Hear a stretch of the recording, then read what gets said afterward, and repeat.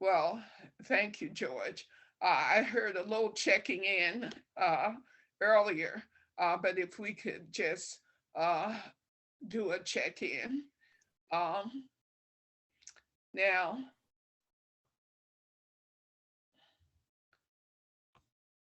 I'm not sure. Uh, so,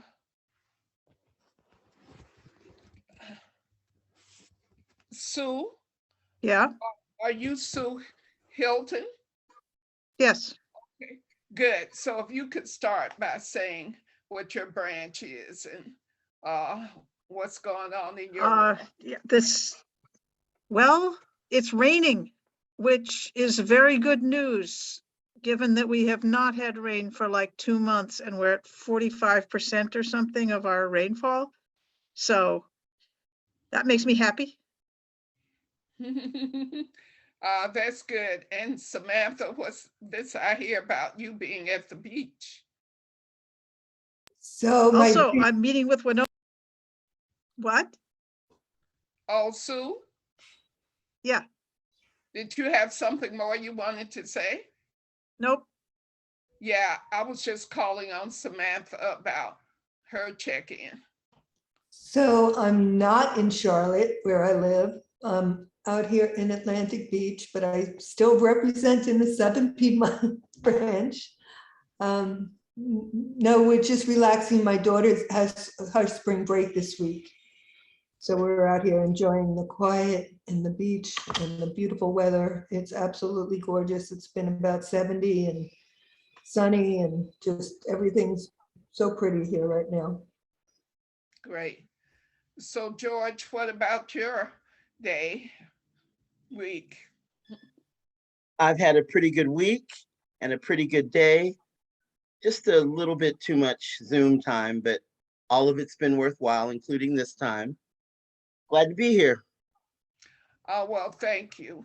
Well, for the record, I'm Teresa Elamine, and I'm in the Fannie Lou Hamer branch in Columbus, Georgia. And it's been a very good week of community organizing. And today, to be on the International Wolf Call with people from all the different countries around the world. There were 50 plus folks on the international program called today. So that was important. Um, Now, what we want to talk about today is to try to figure out where we are with possible reparations resolutions. But before that, um, Tina Shelton and I were in an important conference on reparations on April 1st and 2nd. And it was an in-person in DC conference, but it was also on Zoom. So you had two different sets of folks participating. And I was on Zoom, and of course, Tina was on Zoom. And I managed to connect with folks from Evanston, Illinois. And there are apparently two factions in Evanston, Illinois. One faction that disagrees with that important uh, ordinance and resolution, and the others who were explaining, they had time on the program. So they were explaining how it works. And of course, everybody was very impressed. I haven't gotten in touch with the opposition folks, but I think as we move along this road, it will be important to know what the opposition is about. The person I spoke with said lots of people got left out of the reparations benefits. So at some point, I hope I'll get to talk with her, and maybe next month I'll have more of a report. But it was a very important conference. So, George, is the next thing on the agenda about the um, resolutions in the cities? Because Sue, you're in Humboldt, right? That's right. And And we really haven't done anything. I think I said last time that, the sort of reparation issues here are more focused on Native American. And actually there was this whole thing about expelling Chinese from Eureka, well, and Arcata. And so that's kind of where the energy here goes. well, George, are you still in touch with David Cobb? Yes, Well, since he's in Humboldt, maybe he can give us a read on what's possible in Humboldt. Uh, but um, I can certainly uh, reach out and make that ask. great. Well, in terms of Southern Piedmont, Charlotte, Gastonia, what do you think is possible? I see us starting in Mecklenburg County. Shemaya Haynes and Samantha and I are working together both in the branch and with the Poor People's Campaign. And we are planning an event for April 30th where we will get together with some of our partners. One of the things that we'll bring up is a report, and Samantha, correct me if I'm wrong on this, a report that reported that fourth graders were not reaching their reading level that they needed to be. And we had a conversation, Shemaya, Samantha, and I, about that being an indicator of being on the track for the school to prison pipeline. And that being a topic at this event on the 30th, and then getting those partners to help us get a resolution started and passed by the Charlotte City Council. I think it's more possible in the Charlotte City Council because in 2014 we passed a police accountability resolution through the Charlotte City Council. So I think we're good for Mecklenburg, then we can move to Gaston. Samantha, have I missed anything?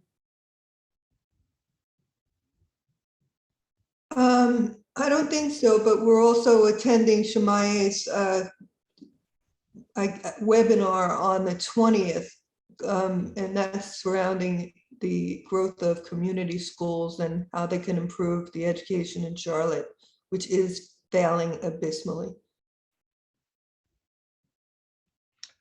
Well, that sounds good. Well, here in Columbus, we have the most amazing Black history work that's done here. There's a new book out by a woman that I got introduced to over the weekend by the community historian here. George, you remember Johnny Warner, and we gave him the Community Historian Award last November at the Parent Summit. Well, he's agreed to be on a committee uh, with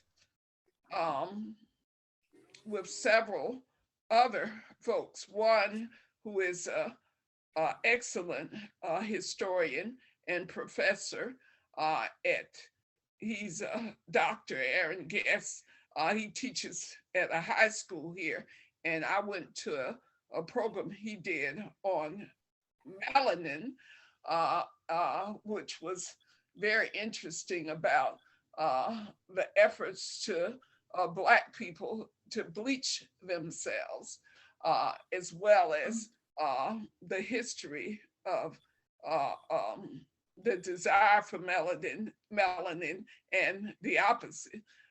So the committee of people coming together who have the history about all of the lynchings in the area, because like we learned in the Ending Mass Incarceration and the Death Penalty meeting on Monday from Patrick O'Neill about the lethal state of North Carolina and all of its lynchings and death penalty issues. Well, Columbus is also very famous for killing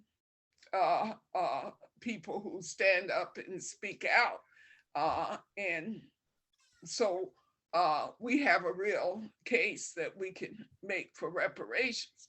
And the timeline is still to get it passed in 2023, because the goal is to get all of these resolutions passed by December of 2024. We have an election coming up in May, in a few weeks, that's going to be for mayor and quite a few city council members. So based on the anticipated changes in the city council, I think we're going to do very well with the new city council in 2023. So we'll start our research now and build community support for reparations in Muskogee County. And so it's a process that I envision that's going to take about a year.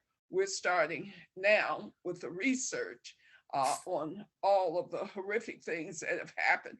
And there's plenty of documentation about it. Since I moved here 11 years ago, I've learned about so many lynchings and other bad things, and not to mention the injury areas, which are education, criminal justice, healthcare, environment, and housing.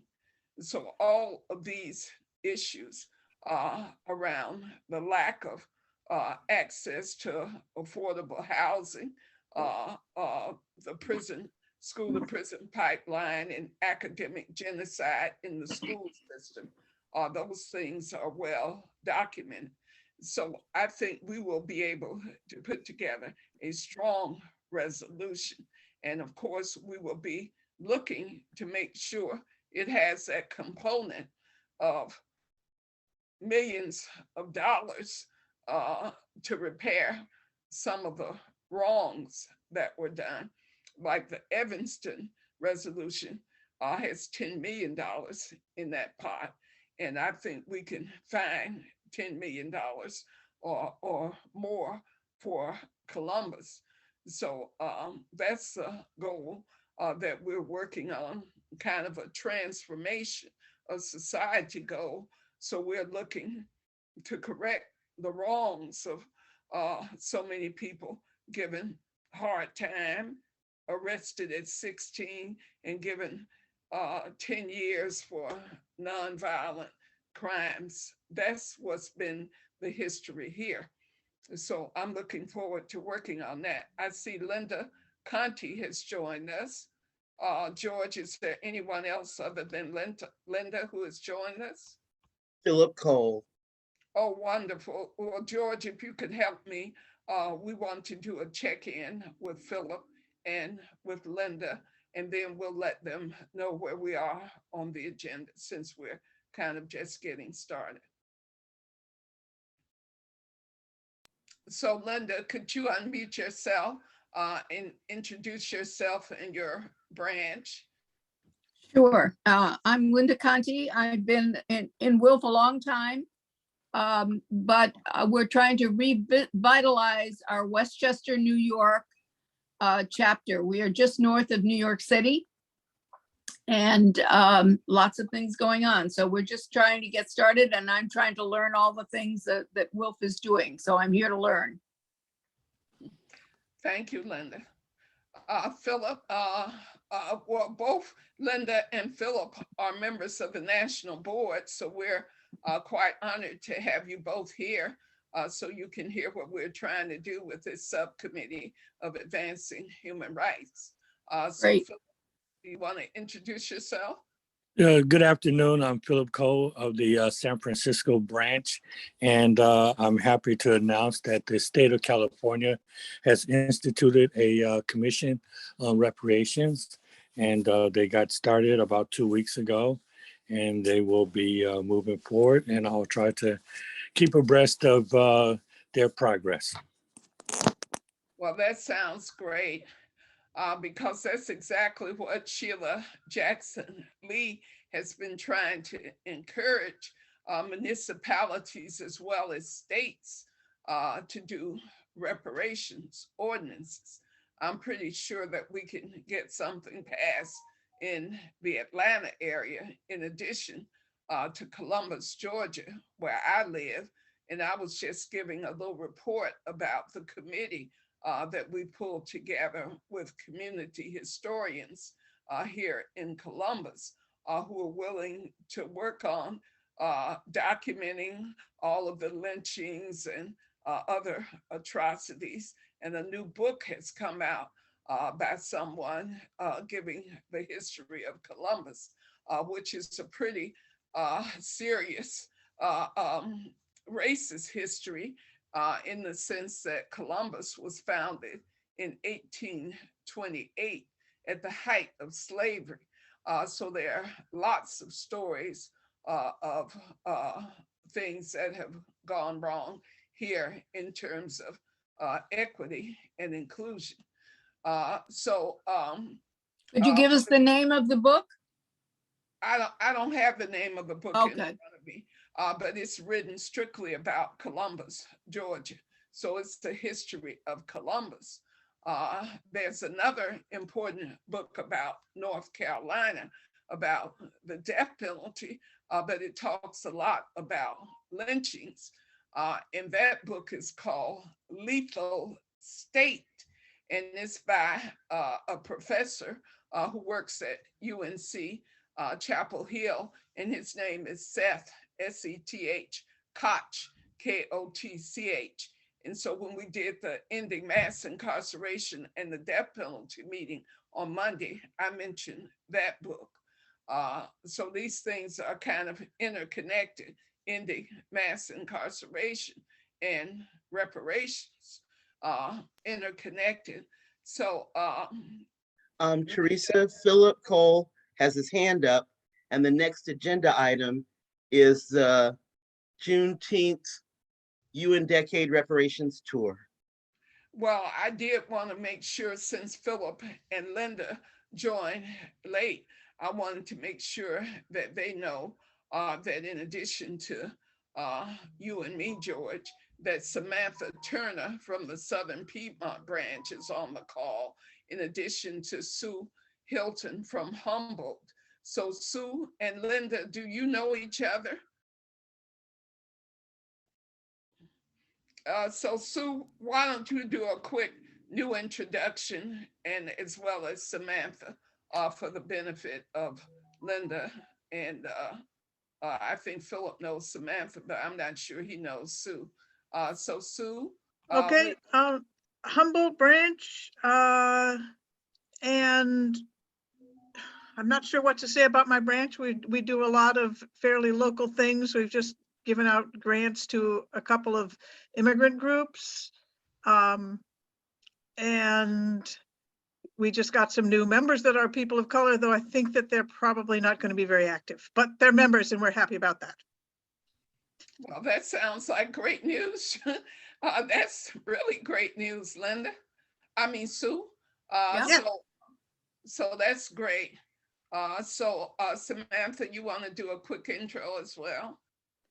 Hi, Samantha from the Charlotte. I live in Charlotte. I'm in the Southern Piedmont branch. And I'm happy to meet you. Happy to meet you. Yeah. And Samantha is at the beach.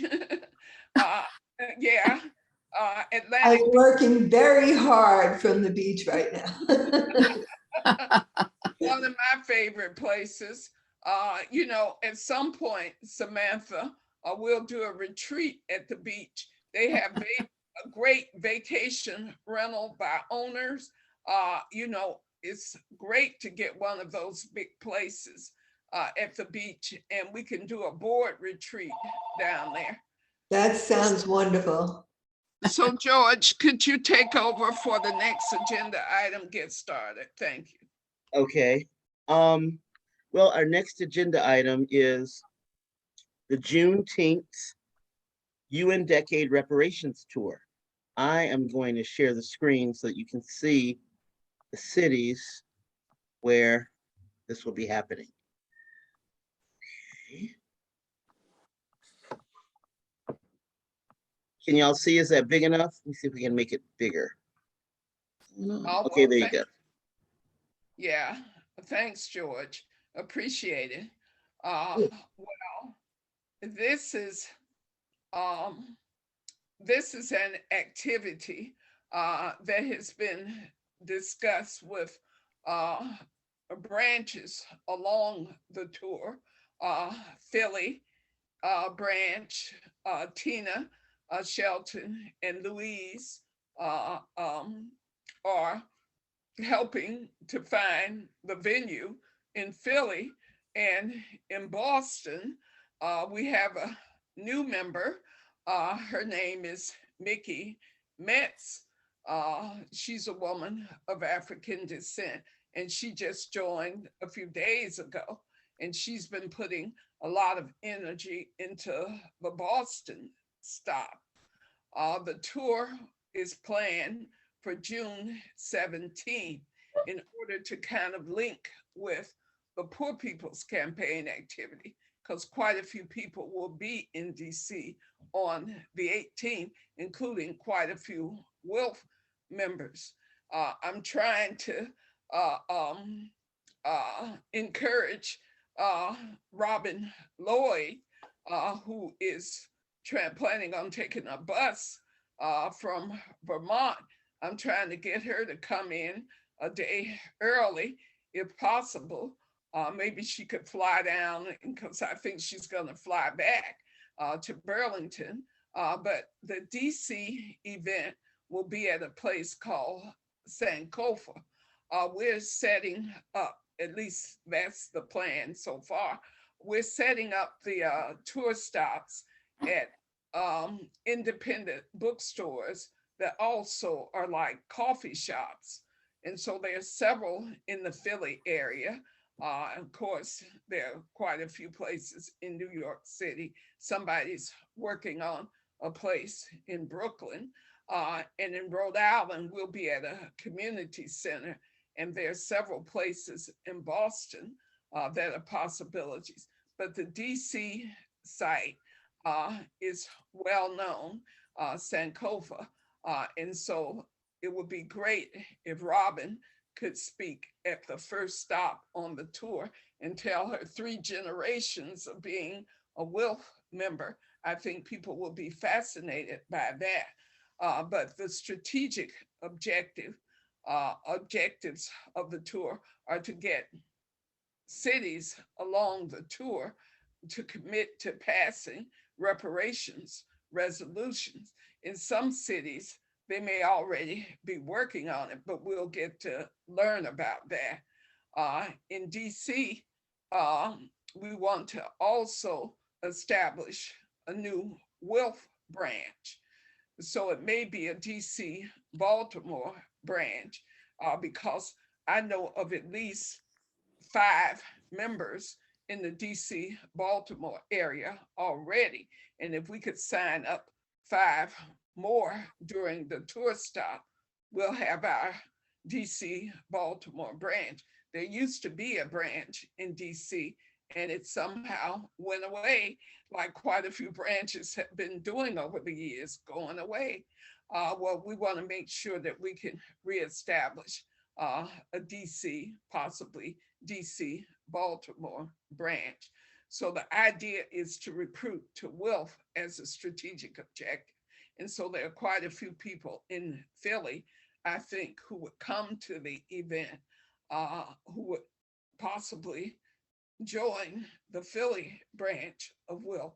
And New York City is almost there in terms of the number of members that are still on the books in New York City.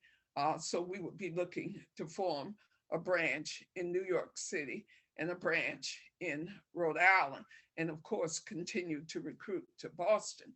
So those are the strategic objectives of the tour. Encourage people in the cities along the route to do reparations ordinances with their city councils. And knowing what I know about all the cities along the tour, it would not be hard to do. Philly actually has Juneteenth as a city holiday. So it will be celebrated on Monday because Juneteenth falls on Sunday. But we will do the event in Philly on Sunday at one of these possible bookshop cafes. And there are several in Philly that Tina and I have been talking with about the possibilities of doing the stop at their location. So it's very exciting. I envision the tour costing about $3,000. So we'll be raising money along the tour to pay for it. But George and I are working on raising money over the next couple of months so that we will have enough to cover the venue costs. And so some of the venues, one venue was asking $150 an hour, and we envision the events in each city to be 2 to 3 hours. So we will be raising money along the tour. The Southern Anti-Racism Network is the fiscal sponsor for the tour. Of course, I would love it, national board members, if we could get support from the national board for the tour, since it is a tour that's recruiting to Wilf and building branches. I'd like to think that we could get support at the national board level.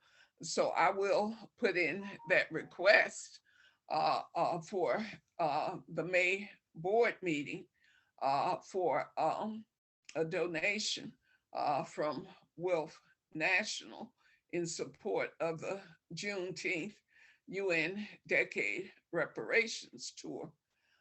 The important thing about the week of the tour, June 17th to June 25th, is also the National Juneteenth Foundation week of events. So they want to feature our tour as a listed event of the foundation. And so I've had invitations to be on radio shows and other things along the route to talk about the tour, because they will start events in DC on the 17th. And so the event that we have on the 17th in DC, I've committed to not interfere with their event, which they say will be 5 to 7. And so our event will probably be 7 to 9 at the Sankofa. So those are the details that are being planned so far. So we wanted to leave time for questions and discussion. Somebody's written something in the chat. Who is that? That was me letting you know that Philip's hand is up. Well, let's call on Philip right now. Yes, I just wanted to chime in about the lynching matter. One of the most comprehensive and incredible books published is a photography book, and the title of the book is Without Sanctuary, and it is graphic. It covers 100-year span of lynching in America. It is so graphic that at one point when I had little kids in the house, school-age kids, I had to keep the book out of their view because I did not want them to be traumatized.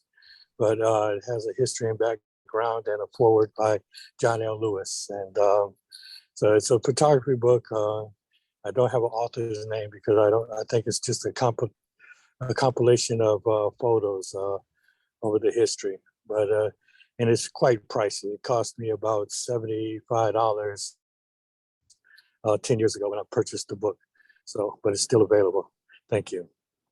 It's a university press. Is that why it costs so much? It is a high quality printing. It's a quality book. It was actually kept in a glass case in the bookstore where I purchased it. It's just a very fine publication.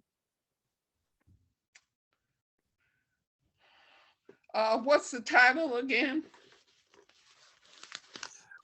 Without Sanctuary.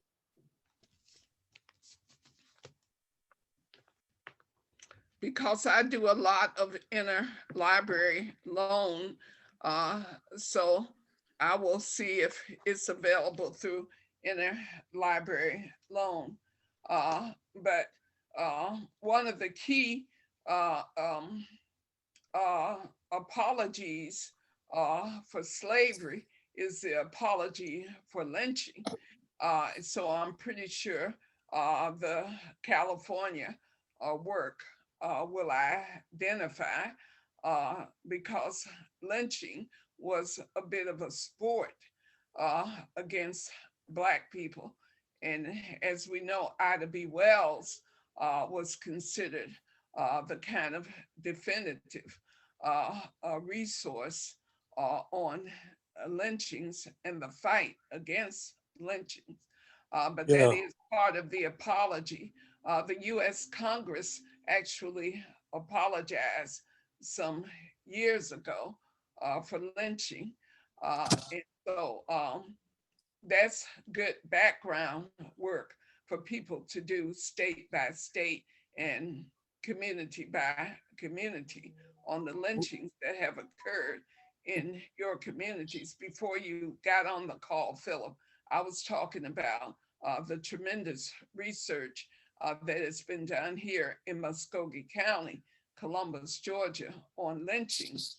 And so there's a committee of us who have come together to develop the reparations ordinance for Muskogee County, which will detail the reasons why reparations would be appropriate for the atrocities that have been done to Black people here. But if we could hear comments about the tour and what people think about the tour. I don't want to put the board members on the spot, but I did say that I would be approaching the board for a contribution to the tour, possibly to be voted at the May board meeting. But since you have a steering committee coming up soon, I would appreciate it if it could be mentioned that we're planning the 6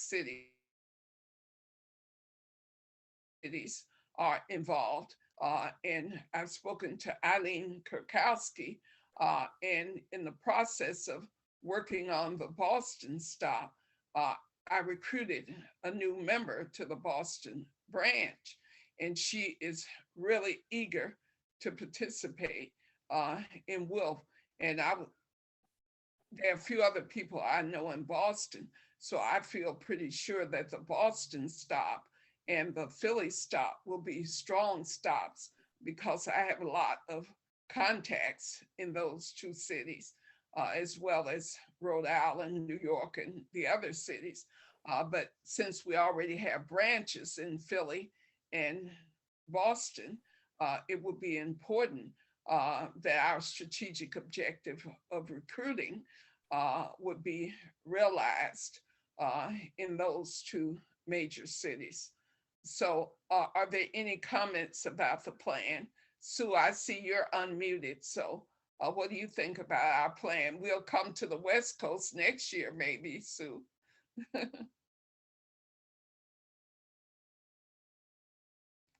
Sue, were you gonna say something? Can't hear you, Sue, but you're unmuted. But you muted yourself, so I guess not. Well, anyone else have any comments? George, anybody?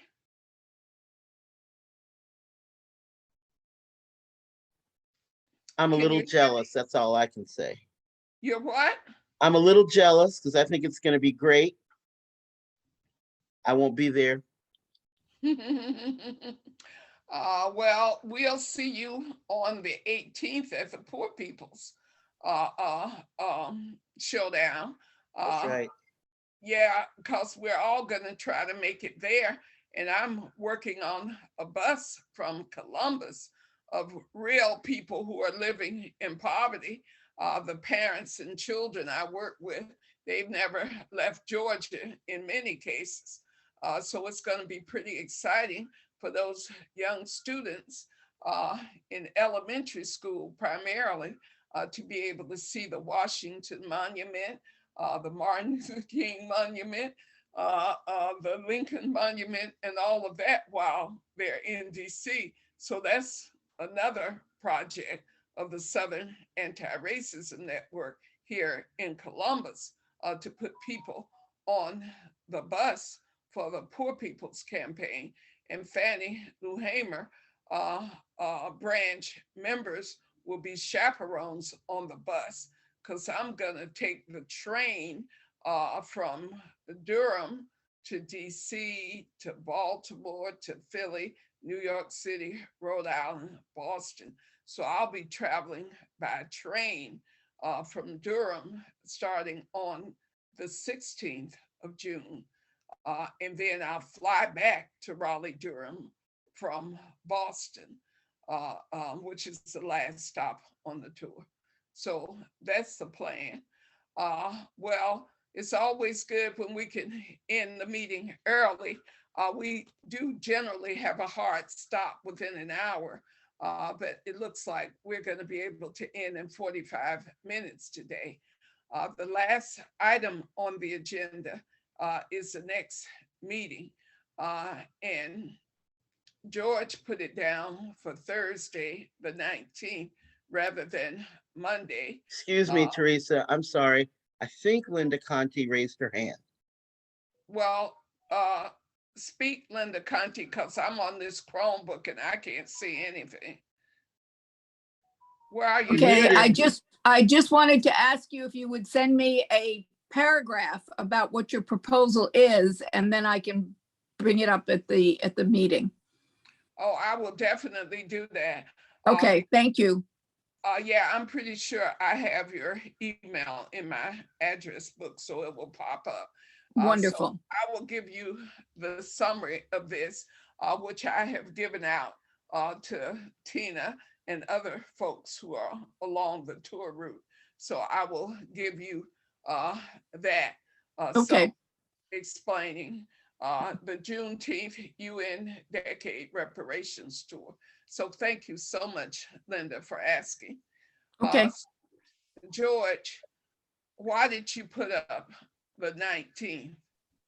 Because you said that Alan Haber can't do Wednesdays and Mondays and Thursdays are best. I just changed it to a Thursday from a Wednesday, but of course it could be a Monday. Those are the 2 days he said were best. That's it. Well, May 19th is Malcolm X's birthday. So I'm usually quite busy with stuff on that day. So let's look at Monday, May 16th, and see if anybody has any objections to that, because we had set it up for 7 p.m., but we don't have to do 7 p.m. We can do an afternoon.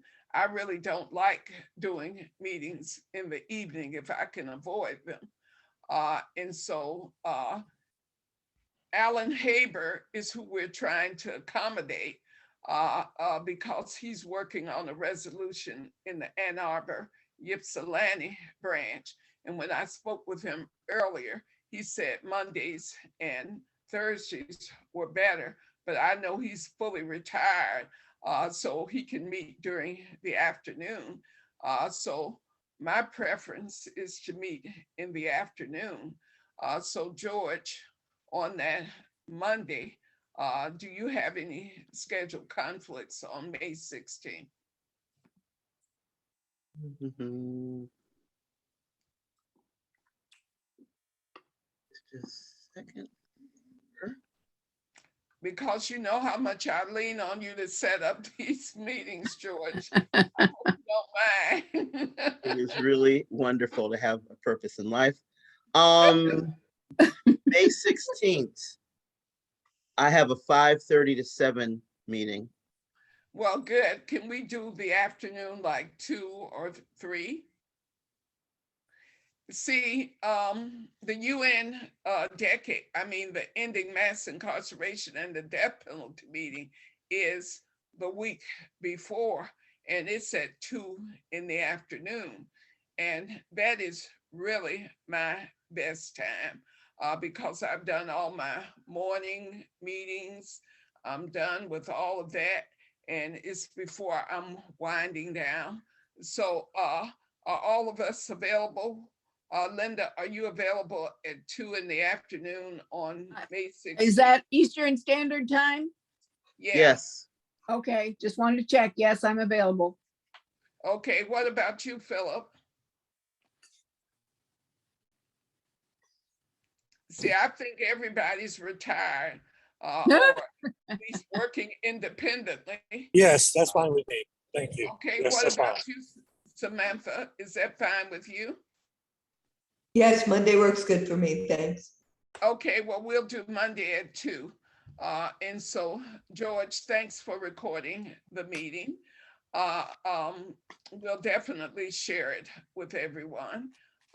It's been productive in that we're on the road to some exciting recruitment to WILF because I am just amazed at how quickly people join WILF when asked. In the last week, we had Patrick O'Neill and his wife to join, and then my friend Mickey from Boston. So I got 2 people that I need to sign up here. So the other thing, Linda and Philip, is moving along the what will we call it, sliding scale for membership, because I'm working with a lot of low-income women, and when I show them the WILF brochure, oh, everybody just can't believe it, that here's an organization that's been around for over 100 years and they never heard of it. And it's about women.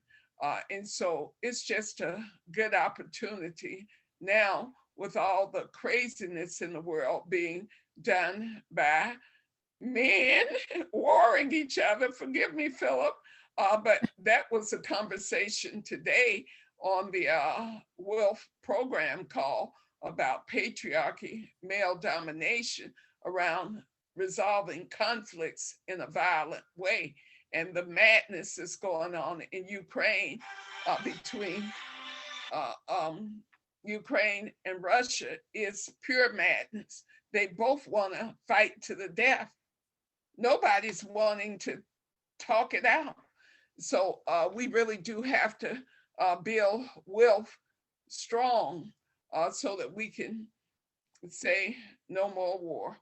So anyway, I'm just so pleased with the recruitment possibilities. And you know how fast we've been moving in the South, Samantha and George. And then to hear that good report from Sue that they're signing up new members in Humboldt. So this is our time to be building WILF stronger. So let's make it happen. So we've set our next meeting for May 16th at 2 p.m. So I will see you there, and I will send you that piece, Linda, about the tour. Thank you, Okay. George. All right, y'all. Forward Thank you, together. George. Bye. Thank you. Thank you. Thank Okay, you. bye-bye.